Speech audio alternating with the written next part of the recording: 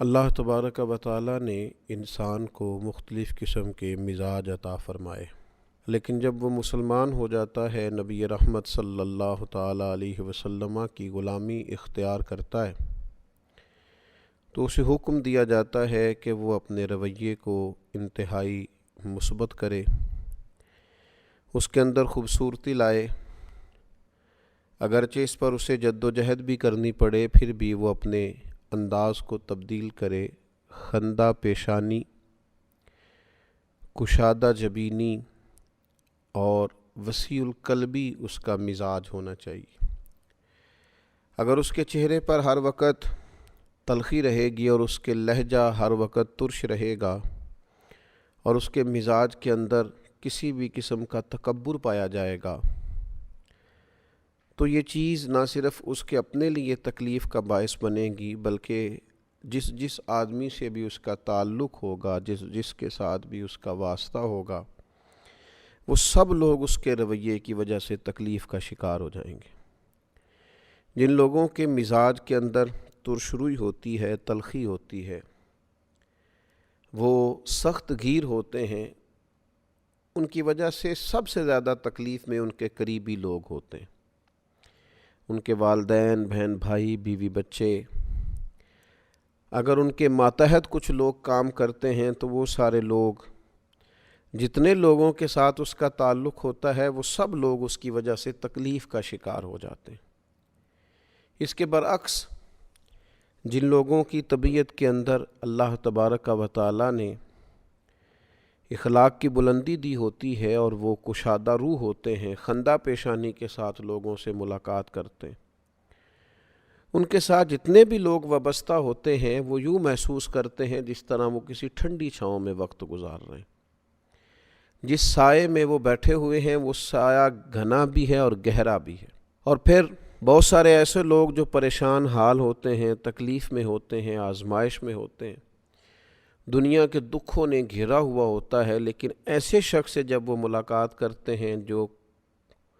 خندہ پیشانی سے ان سے ملتا ہے، تو وہ دکھی لوگ بھی سکون محسوس کرتے ہیں۔ تو عملاً معاشرے کے اندر خندہ پیشانی سے وقت گزارنے والا آدمی، کشادہ روئی کے ساتھ لوگوں سے ملاقات کرنے والا شخص معاشرے کے اندر نہایت ہی خوبصورت کردار ادا کرتا ہے اور لوگوں کے لیے باعث تسکین بنتا ہے۔ قرآن مجید کے اندر سورہ لقمان میں حضرت لقمان اپنے صاحبزادے کو جو نصیحتیں فرماتے ہیں اور اللہ تعالیٰ نے ان باتوں کو قرآن حکیم میں بیان کیا، ان میں ایک بات حضرت لقمان نے اپنے صاحبزادے سے یہ بھی فرمائی تھی، فرمایا وَلَا تُصَغِّرْ خَدَّكَ لِلنَّاسِ، لوگوں سے بات کرتے وقت اپنا رخسار ٹیڑھا نہ کر، منہ ٹیڑھا کر کے لوگوں سے بات نہ کر، وَلَا تَمْشِي فِي الْأَرْضِ مَرَحًا، اور زمین پہ اکڑتے ہوئے نہ چل، إِنَّ اللَّهَ لَا يُحِبُّ كُلَّ مُخْتَالٍ فَخُورٍ، بے شک اللہ تعالیٰ کو ہر اکڑنے والا اور تکبر کرنے والا ناپسند ہے۔ بیٹا جب تو لوگوں سے بات کرے تو منہ کو ٹیڑھا کر کے، اپنے رخسار کو ٹیڑھا کر کے، اپنے لہجے کو ترش کر کے بات نہ کر۔ تیرا انداز خوبصورت ہو، گفتگو کرتے وقت تیرے چہرے پر تبسم ہو، تیرے لہجے کے اندر ٹھہراؤ ہو، بردباری ہو۔ نبی اکرم صلی اللہ تعالیٰ علیہ وسلم نے ارشاد فرمایا ہے، حضور سید عالم صلی اللہ تعالیٰ علیہ وسلم اپنے غلاموں کی تربیت کرتے ہیں اور ارشاد فرماتے ہیں کہ یاد رکھنا تم ہرگز اپنے مال کے ذریعے لوگوں کو اپنا گرویدہ نہیں کر سکتے۔ تم پیسے بانٹو گے، تم لوگوں کو دو گے تو تمہارے گرویدہ ہو جائیں گے، یوں نہیں ہو سکتا۔ حضور سید عالم صلی اللہ تعالیٰ علیہ وسلم نے ارشاد فرمایا مگر خندہ پیشانی کے ذریعے تم انہیں اپنا گرویدہ کر سکتے ہو، لوگ تم سے محبت کریں گے، تمہارے قریب آئیں گے، تمہارے پاس بیٹھیں گے، تمہاری چاہت کریں گے، تم سے ملنے کا انہیں اشتیاق ہوگا۔ شرط یہ ہے کہ تم خندہ پیشانی اور حسن اخلاق کے ساتھ لوگوں کے ساتھ پیش آؤ۔ ہمارے ہاں لوگ سمجھتے ہیں کہ شاید مال و دولت کے ذریعے ہی دنیا میں پذیرائی حاصل کی جا سکتی ہے، ایسا نہیں ہے۔ اگر آپ کا لہجہ حسین ہے اور آپ کی طبیعت کے اندر لوگوں کے حق میں جذبہ اچھا ہے اور لوگ آپ کو اپنا خیر خواہ پاتے ہیں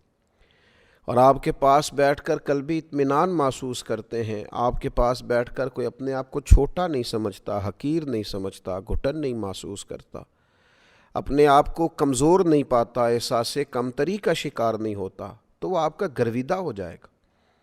اسے آپ کے قریب آ کر قلبی اطمینان حاصل ہوگا، وہ آپ کے پاس بیٹھنے کے لیے منتظر رہے گا کہ کب وقت ملے۔ اور یہ بات عند اللہ کتنا درجہ رکھتی ہے، اللہ کی بارگاہ کے اندر اس کا کتنا مقام ہے۔ نبی پاک صلی اللہ تعالیٰ علیہ وسلم نے فرمایا، ہرگز نیکی کو حقیر نہ سمجھنا، چاہے اپنے بھائی کے ساتھ کشادہ روی سے ملنا ہی کیوں نہ ہو، یعنی یہ بھی ایک نیکی ہے، تم مل اپنے بھائی سے رہے ہو، لیکن اللہ کی بارگاہ میں یہ تمہارے لیے ذخیرہ آخرت بن رہا ہے، تمہارے نیکی کے اعمال کے اندر اس کو درج کیا جا رہا ہے، یہ صبح قیامت تمہارے لیے تمہاری حسنات میں چیز شامل کر دی جائے گی، کبھی حقیر نہ سمجھ۔ اور ویسے بھی صدقے کا جو مفہوم نبی پاک علیہ السلام نے ہمیں دیا ہے، نیکی کی وسعت جو رسول اللہ صلی اللہ تعالیٰ علیہ وسلم نے ہمیں عطا فرمائی، کریم محبوب علیہ السلام نے تو مسلمان کے لمحے لمحے کو نیکی قرار دے دیا، سانس سانس پر نیکی کر سکتا ہے، ہر آنے والے منٹ میں اپنے لیے ذخیرہ آخرت جمع کر سکتا ہے۔ آپ حدیث دیکھیے، ترمذی میں موجود ہے، حضرت ابو ذر غفاری رضی اللہ تعالیٰ عنہ اس کے راوی ہیں، ارشاد فرماتے ہیں کہ نبی پاک صلی اللہ تعالیٰ علیہ وسلم نے فرمایا، تمہارا اپنے مسلمان بھائی کے ساتھ تبسم کے ساتھ سامنا کرنا بھی صدقہ ہے، اس سے جب تم ملے ہو تو ہنستے ہوئے ملے ہو، یہ بھی صدقہ ہے۔ اور حضور فرمانے لگے، نیکی کا حکم دینا بھی صدقہ ہے، برائی سے منع کرنا بھی صدقہ ہے، بھٹکے ہوئے کو راستہ بتانا بھی صدقہ ہے۔ حضور فرمانے لگے، جس کی نظر کمزور ہو اسے راستہ دکھا دینا، گویا سڑک پار کرا دینا، یہ بھی صدقہ ہے۔ حضور فرمانے لگے، رستے سے پتھر کو، کانٹے کو، گری ہوئی ہڈی کو، کسی کے پیر کو لگ نہ جائے، یہ ہڈی پتھر کانٹا اٹھا دینا، یہ بھی صدقہ ہے۔ اور نبی پاک صلی اللہ تعالیٰ علیہ وسلم نے فرمایا، اپنے ڈول سے، لوگ جاتے تھے نا کنووں پہ پانی لینے، فرمایا اپنے ڈول سے اپنے بھائی کے ڈول میں پانی ڈال دینا، یہ بھی صدقہ ہے۔ اتنی بڑی وسعت رسول کائنات علیہ الصلوۃ والسلام نے نیکی کو عطا کی، یعنی آپ کی نیت نیکی کرنے کی ہو جائے، آپ کا مزاج نیکی کرنے کا ہو جائے تو ہر گام میں نیکی ملے گی۔ تو تھوڑی سی نا خندہ پیشانی، یعنی بعض لوگ ہمیشہ ناراض ہی ملیں گے، طبیعت ہی ناراض کر لی ہے، جب بھی کوئی بات سنائیں گے کسی کا شکوہ ہی کریں گے، ناراض ہیں اور ناراضگی چھلکتی ہے۔ اور بعض لوگ جو آپ کو خندہ پیشانی سے ملتے ہیں، ان لوگوں کے بارے میں انسان کا یہ بھی تصور ہوتا ہے کہ یار اللہ نے اسے اطمینان عطا فرمایا ہوا ہے، یہ آدمی مقام شکوہ پر نہیں مقام شکر پر فائز، اس شخص کو اللہ تبارک و تعالیٰ کے انعامات حاصل ہیں، اس بندے کو اللہ تعالیٰ نواز رہا ہے، یہ انسان، اس کے چونکہ چہرے پر تبسم ہے، خندہ پیشانی ہے، خوبصورتی ہے، تو محسوس ہوتا ہے کہ اللہ تعالیٰ کی عنایات میں وقت گزارتا ہے۔ مسکرانا چاہیے، خوش رہنا چاہیے۔ بعض لوگ جب بھی ملتے ہیں بیچارے کوئی اچھی خبر نہیں دیتے، کوئی نہ کوئی پریشانی ہے، معاشرے میں حالات خراب ہی ہیں، کسی نہ کسی جگہ کوئی نہ کوئی انہوں نے شر دیکھ ہی لیا ہے۔ لیکن کچھ لوگ ایسے ہیں، وہ جب بھی ملتے ہیں نا، ان کا اطمینان دیکھ کر کچھ دکھ بندے کو بھول جاتے ہیں، ان کی طبیعت، ان کے مزاج میں بردباری دیکھ کر، حلم دیکھ کر، سکون دیکھ کر،